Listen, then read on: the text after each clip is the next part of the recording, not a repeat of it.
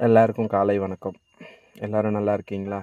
எல்லோரும் நல்லா இருப்பீங்கன்னு நான் நம்புகிறேன். நல்லா இருக்கணும்.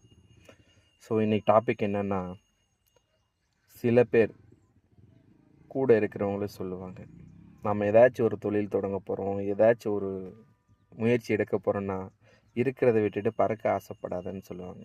அது பழமொழி. அது நம்பணும்னு அவசியம் கிடையாது. நம்பிட்டா வாழவும் முடியாது. ஏன்னா முயற்சி தான் முதலீடு நம்ம செய்கிறது.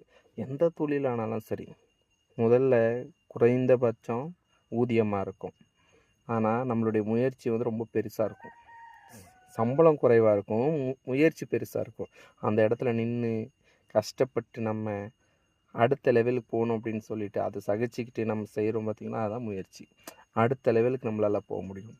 10 வருஷம் கஷ்டப்பட்டால் 20 வருஷத்துக்கான ப்ராஃபிட் நமக்கு முயற்சியில் கிடைக்கும். அந்த 10 வருஷமும் கஷ்டப்படணும், 5 வருஷம் கஷ்டப்படணும், 10 வருஷத்துக்கு கிடைக்கும். அப்படி தான் இந்த 4 பேர் சொல்கிறாங்கன்னு சொல்லி மட்டும் என்றைக்குமே தோற்றுடுவீங்க.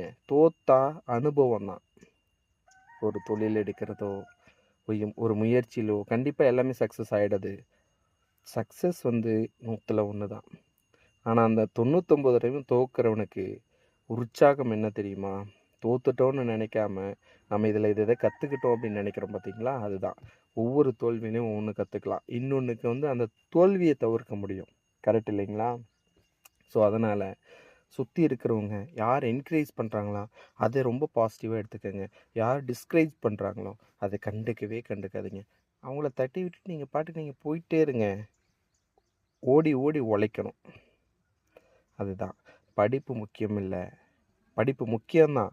பட் நம்ம முன்னேற்றத்துக்கு படிப்பு முக்கியம் இல்லை. படிப்புன்றது நம்மளோட அறிவு.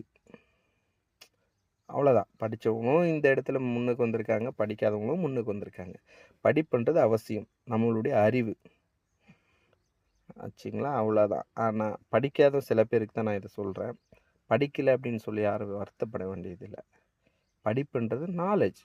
அந்த நாலேஜ் வந்து படித்தையும் கற்றுக்கலாம், படிக்காமையும் கற்றுக்கலாம். கற்றுக்க முடியும். உங்களால் முடியும். நீங்கள் செஞ்சு பாருங்கள். யாரையும் வந்துட்டு பாதர் பண்ணிக்காமல் நீங்கள் வந்து உங்கள் வழியில் போயிட்டே இருங்க. எந்த வேலையில் யார் எந்த வேலை செஞ்சாலும் சரி. இந்த சில பேர் சொல்லுவாங்க ஜாதி வாரியாக வேலை செய்வேன். அதெல்லாம் சும்மா. நம்ம எந்த வேலை வேணாலும் செய்யலாம். வேலை நமக்கு பிடிச்சிருக்கணும். வேலையிலேயே நம்மளுக்கு இன்ட்ரெஸ்டாக இருக்கணும். நம்ம முழுசாக வேலைக்காக அர்ப்பணிக்கணும். நம்ம டைம் பாஸ் பண்ணிவிட்டு டைம் பாஸ்க்காக அந்த வேலை செய்கிறதெல்லாம் இருக்கக்கூடாது. வேலை தான். வேலை முடிஞ்சதுக்கப்புறம் உங்களுடைய இது எப்படி வேணால் இருக்கலாம். இண்டிவிஜுவல் அது. வணக்கம். கண்டிப்பாக இதை முயற்சி பண்ணி பாருங்கள்.